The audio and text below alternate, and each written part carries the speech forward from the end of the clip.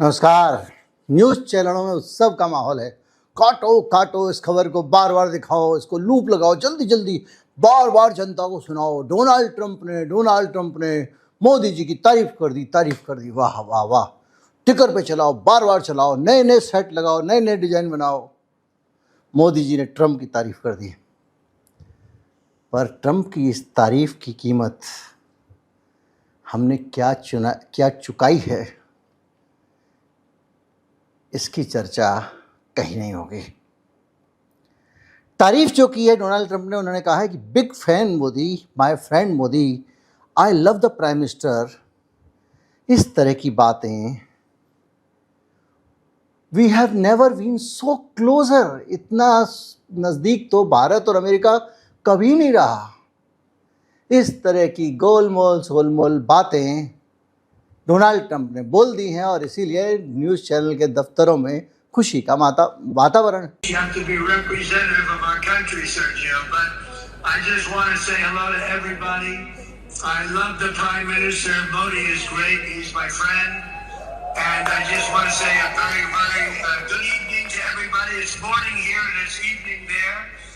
And I just want to say you're great, and we've never been closer to India, and India can count on me 100% and our country.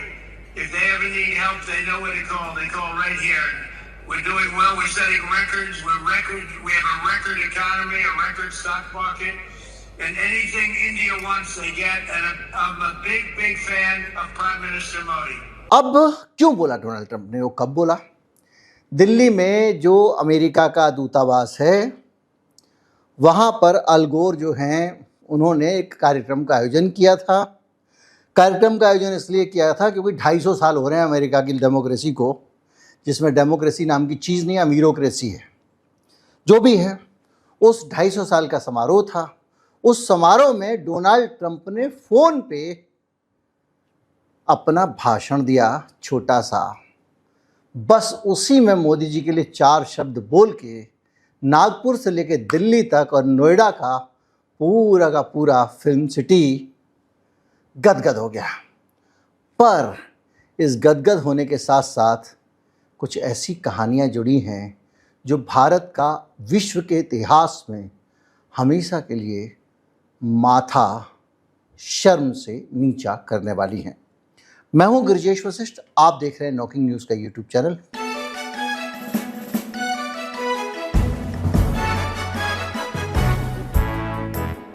अल जजीरा ने एक report जारी की है, ये आज की report है और ये रिपोर्ट हम सबको शर्मसार कर देने के लिए काफ़ी है। गाज़ा में बेकसूर बच्चों, महिलाओं, बीमार लोगों, बुजुर्गों, इन सब को एकदम कत्लेआम हो रहा है उनका। और उस कत्लेआम में जिन हथियारों का इस्तेमाल हो रहा है, उसमें अमेरिका के बाद अगर सबसे ज़्यादा कोई वो हथियार इजराइल के हाथ में पकड़ा रहा है तो वो भारत है, यानी हम हैं। ये कत्लेआम की कहानी बड़ी ख़तरनाक है। अल जजीरा का जो पूरा का पूरा एक उनकी स्टोरी है, वो बहुत ज़्यादा ख़तरनाक बातें कह रही है। स्टोरी में से कुछ चीज़ें बता दूं कि 42% जिन्होंने सबसे ज़्यादा हथियार भेजे इजराइल को, वो ITA का डाटा लिया है इन्होंने। उसके हिसाब से अमेरिका ने 42% और भारत ने 26%। बाकी कोई भी दुनिया का अच्छा देश इसमें शामिल दिखाई नहीं देता है। रोमानिया ने 8% भेजे, ताइवान ने 4% और चेक रिपब्लिक ने 3%। यानी हम और अमेरिका दोनों ही सबसे ज़्यादा इजराइल को हथियार देने वाले हैं। अब आप सोचिए, आप किस पेडेस्टल पे खड़े हुए हैं। जो Israel international court of justice में मानवाधिकारों के उल्लंघन, सामूहिक नरसंहार जैसी चीज़ों का जिम्मेदार माना गया, उसको 200 से ज़्यादा शिपमेंट 28 देशों ने भेजे हैं हथियारों के। और अभी आपको ताज़ा खबर जो आई थी, उसको आपने पढ़ा होगा, उसकी पुष्टि पूरी तरह से नहीं हो पाई है। वो ये है कि इटली में बाकायदा 2 जहाज भारतीय रोक लिए गए क्योंकि वो जहाज स्टील लेकर जा रहे थे। उस स्टील का इस्तेमाल इज़राइल में बम के गोले बनाने पर होना था, और वो बम के गोले ईरान के खिलाफ इस्तेमाल नहीं होने थे क्योंकि वो आर्टरी शेल थी, तोप के गोले थे। इज़राइल को ईरान को मारेगा तो वो मिसाइल मारेगा, वो इस्तेमाल ही होनी थी गाज़ा पे या फिर हिजबुल्लाह पे। भारत से जा रही थी। भारत में बहुत सारे, जब से मोदी जी आए, जम के हथियार बन रहे हैं, और ये सब जब इतिहास में लिखा जाएगा तो भारत के माथे पर लिखा जाएगा, किसी एक नेता के माथे पर नहीं लिखा जाएगा। ये रिपोर्ट कहती है कि गाज़ा के युद्ध में किसी भी तरीके से हथियारों की कमी इज़राइल को इस दुनिया ने नहीं होने दी। ये रिपोर्ट बताती है कि डोनाल्ड ट्रंप हमारी वाहवाही ऐसे ही नहीं कर रहा है। मैंने आपको 2 दिन पहले एक वीडियो बनाकर बताया था कि किस तरह से भारत को खोखला करके भारत के उद्योगपतियों की इन्वेस्टमेंट अमेरिका जा रही है। जब भारत को रोज़गार की ज़रूरत है तब वहाँ रोज़गार जा रहा है। मैंने आपको बताया था कि कैसे भारत से $30 अरब के आसपास जा रहे हैं। अडानी, अंबानी, तमाम सारे लोग वहाँ पैसा लगा रहे हैं, और यहाँ तक कि भारत की अपनी जो एक्सपोर्ट कैपेबिलिटीज़ हैं वो भी ख़त्म हो रही हैं, क्योंकि हमारी जो फार्मा कंपनियाँ अमेरिका को दवा भेजती थी, अमेरिका की करीब 26-27% दवाएँ भारतीय दवाएँ होती थीं, जेनरिक दवाएँ। अब वो प्लांट वहाँ लग रहे हैं, वहीं बनेंगी, वहीं बिकेंगी। भारत का एक्सपोर्ट ही ख़त्म होने वाला है। और इस पे अगर कोई चुप बैठ सकता है, अपने देश के ऊपर हो रहे अत्याचार को चुपचाप सह सकता है, तभी वो माय फेवरेट लीडर और माय फ्रेंड मोदी बन सकता है।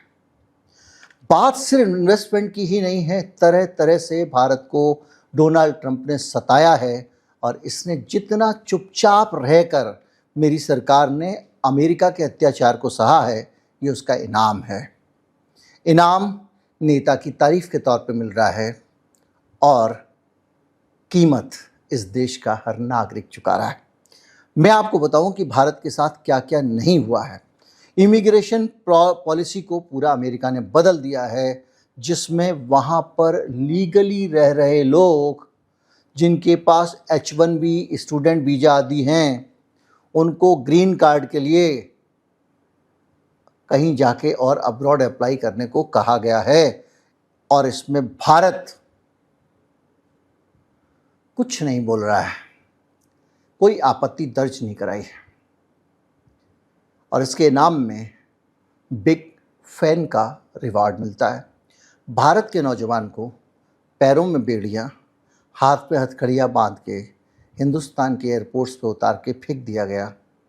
हम कुछ नहीं बोले, इसलिए हमको ये इनाम मिलता है। कोलंबिया को ये इनाम कभी नहीं मिलेगा, क्योंकि उसने ये कहा कि हम पैसे देंगे, हमारे लोगों को इज्जत से भेजिए। हालत ये है कि टैरिफ लगा के हम टैरिफ की मार खाते रहे, हमने उफ नहीं किया, नेगोशिएशन करते रहे। डोनाल्ड ट्रंप के टैरिफ लगाने के अधिकार पे अमेरिका की अदालतों ने रोक लगा दी, उसके बावजूद भारत उनके साथ डील करता रहा। आज की तारीख में ईरान को घोंट के, परंपरागत देश रूस को दबा के अमेरिका का तेल और वेनेजुएला का तेल हम खरीद रहे हैं, और ये सहयोग करने की हमको इनाम मिल रहा है। अडानी साहब को छुड़ाने के लिए हमने बहुत कुछ किया, बहुत सारे पैसे दिए, खर्चा किया रोकड़ा। हमको तब से ही लग रहा था इनाम मिलने वाला है। यूएई के साथ में I2U2 करके इजराइल के साथ में भारत अलाइन कर रहा था। ईरान के युद्ध में परोक्ष मदद जो दी जा रही थी, उसके जवाब में ये 2 शब्द मिले हैं, माय फ्रेंड। आप देखते रहिए कि तरह तरह से हम पे ये आरोप लगा कि हमने जो है वो क्वाड के अंदर कंट्रीब्यूट किया, और ब्रिक्स के अंदर रह के भी वो सहयोग और साथ नहीं दिया, इसलिए हमको इनाम मिल रहा है। अली खामनी मार दिए जाते हैं ईरान के, हमारी सरकार के प्रधानमंत्री की तरफ से श्रद्धांजलि का एक शब्द नहीं निकलता है, हमको इसलिए इनाम मिल रहा है। हालत ये है कि वो लगातार हमारे साथ करे जा रहे हैं। टैरिफ 50% लगाए, फिर 18% कर दिए, डेड इकोनॉमी कहा हमको, हाई ट्रेड बैरियर्स वाला बताया, तमाम सारी बातें देश के बारे में कहीं। वो निरंतर लेकिन मोदी जी की तारीफ करता रहा, देश सहता रहा। हालत ये है कि जो इमिग्रेशन है, H1B वीज़ा है, उसको लेकर मैं आपको बता चुका हूँ कि 70% भारतीय उससे शिकार होते हैं और वो हमारे सर पे डाल दिया गया। फीस बढ़ा दी गई जिसमें 100 मतलब $1,00,000 उनको देना पड़ेगा और हम कोई आपत्ति हमने नहीं जताई।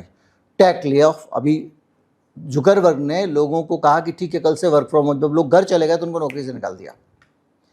कोई चूचपड़ हमने नहीं की। डोनाल्ड ट्रंप ये कहता रहा कि हमने शांति कराई पाकिस्तान और भारत के बीच में, हम कुछ नहीं बोले, इसलिए आज हम माय फेवरेट प्राइम मिनिस्टर हैं। हालत ये है कि रूस से हाथ में सदियों पुराने रिश्ते, सदियों मान लीजिए 1917 बोल्शेविक क्रांति हुई थी और उसके कुछ साल बाद स्टालिन के टाइम पर रिश्ते बहुत बढ़िया हो गए थे और उसको जो है दांव पे लगा के हमने उसका तेल खरीदना बंद कर दिया, उसको तमाम तरह की चीज़ें की, ये हमको इसका इनाम मिला है। वो फ़िलिस्तीन जो निर्गुट आंदोलन में भारत के कंधा से कंधा मिलाकर खड़ा होता था, उसको कूड़े के डब्बे में फेंक देने का हमको इनाम मिला है। हालत ये है कि ये जो तमाम चारी जो पर्सनल वार्मथ मिल रही है, इस वार्मथ की जो कीमत है वो इस देश के हर नागरिक को उठानी पड़ रही है। शर्मिंदगी और लज्जा की बात तो छोड़ ही दीजिए, भारत में जब ये सारी फार्मा कंपनियां, तमाम कंपनियां वहाँ जाएंगी, यहाँ तक कि हमारी पेट्रोलियम कंपनियां भी जाएंगी, तो हमारे यहाँ के रोज़गार भी ख़त्म होंगे क्योंकि उत्पादन अमेरिका में होगा। कुल मिला के भारत गौ बना रहा, गाय माता के हम बच्चे हैं, गाय की तरह ही हैं, हम सांड नहीं हैं, बैल भी नहीं हैं, हम प्यारे से बछड़े हैं, हर वक्त चाट सकते हैं आपको और हम चाटते रहे, हमको लाड़ मिलता रहा, माय फेवरेट बछड़ा। और आज हम उसी बछड़ा मोड में प्रसन्न हो रहे हैं क्योंकि टेलीफोन पे डोनाल्ड ट्रंप ने हमारी तारीफ़ कर दी है। पर सबसे बड़ी बात ये कि जिस भारत की तारीफ़ की है वो भारत तो पता नहीं कहाँ है, वो भारत तो पता नहीं कहाँ है जो फ़िलिस्तीन के साथ कंधे से कंधा मिलाकर खड़ा होता था, वो भारत तो पता नहीं कहाँ है जिसने गाज़ा के अत्याचार के खिलाफ हमेशा आवाज़ उठाई होती, वो भारत तो पता नहीं कहाँ है जो आत्मनिर्भर भारत था, वो भारत तो पता नहीं कहाँ है जिसके उद्योगपति बिरला, टाटा उस समय जो होते थे उन्होंने बड़ी बड़ी कीमतें चुकाई, नुकसान उठाए, पर भारत के लोगों के बारे में जब बात आई तो भारत को पहले रखा। इंडिया फर्स्ट का नारा हमने छोड़ के अब अमेरिका फर्स्ट कर दिया है। अमेरिका के अंदर हमारे लोगों के उद्योग हम भेज रहे हैं। ये अलगोर जो आया है यहाँ पर, जो उनका राजदूत आया है, इस आदमी के समय में भारत वो देश है जिसने सबसे ज़्यादा पैसा अमेरिका भेजा है और ये बात वो गर्व के साथ कह रहा है कि हमारा दूतावास नंबर 1 आया है क्योंकि हमने सबसे ज़्यादा पैसे यहाँ से लेके लोगों को वहाँ पैसे लगाने के लिए भेजा है। भारत को इन्वेस्टमेंट चाहिए, भारत के विदेशी निवेशक चले जा रहे हैं, भारत का पैसा बाहर जाने से हमारा रुपया गिर रहा है, रुपया गिरने से हमारी चीज़ें महंगी होती जा रही हैं, धीरे धीरे करके हम सब कुछ बाहर से ही मंगाते हैं और ऐसी हालत में हमारी हालत और ख़राब होने वाली है जब हमारा पैसा जा रहा है। और इस पूरी दशा के बीच में हमको माय फेवरेट प्राइम मिनिस्टर मिलता है और हम उस पर खुश हो जाते हैं। इस पूरी की पूरी तस्वीर में आप ये पा लीजिए, ये देख लीजिए कि इस देश में 2 भारत हैं। एक वो भारत है जो प्रधानमंत्री और उनके दोस्तों का भारत है, जो प्रधानमंत्री के एक तमगे के लिए, एक तारीफ़ के लिए हमारे भारत को किसी भी तरह का कष्ट पहुंचाने के लिए तैयार है। हमारे देश की ज़मीन से अमेरिका की उड़ानें उड़ सकती हैं, हम समझौता कर चुके हैं, बहुत सारी चीज़ें हैं। बहरहाल चॉकलेट और टॉफ़ी को भी तारीफ़ मिली थी हमारी। मेलोडी है चॉकलेटी, अब मेलोडी से मेलोडी को पता नहीं कैसे जोड़ा गया, मुझे नहीं पता। इसी तरह से अमेरिका की जो सेवा की जा रही है, इससे भारत के हितों को कैसे जोड़ा गया, ये भी मुझे नहीं पता। नमस्कार, जय हिंद।